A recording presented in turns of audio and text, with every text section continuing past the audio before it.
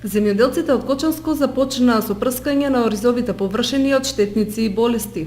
Од сејдбата па се до овој момент се вршеа одредени заштитни мерки на посевите за да посевот може правилно да расте.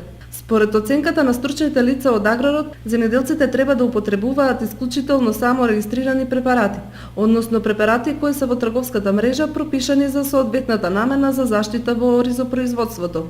Јас би препорачал да секој пат земјоделците, односно фармерите кои набавуваат препарати и употребуваат за заштита во оризиштата, значи дали се тоа работи за хербициди, за заштита од плевели, се работи за некои други препарати како што се заштита од алги, оризовото ракче.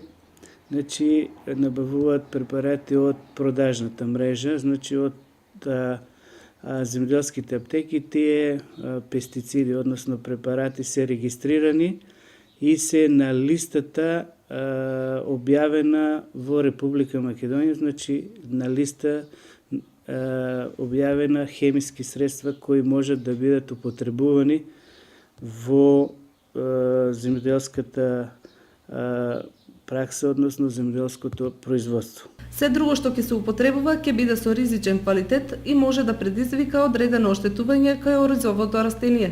Иако земјоделецот со голо око тоа не може да го види, сепак може да се случи одредени хербициди да действуваат ефикасно против плевелите. Меѓутоа тие делуваат негативно врз развојот, ја успоруваат биологијата на растението, го редуцираат бројот на зрната во метлицата. Ние вршиме анализи детални со мерење на тежината на растенијата, на метлиците, со број на зрна, потоа резултатите се статистички тестират и обработуват и сите тие анализи покажуваат дека употреба на такви препарати кои не се кај нас регистрирани во трговската мрежа можат да имат негативно влијание. Правилната употреба на пестицидите ќе донесе поголем принос на есен, кога ќе се собира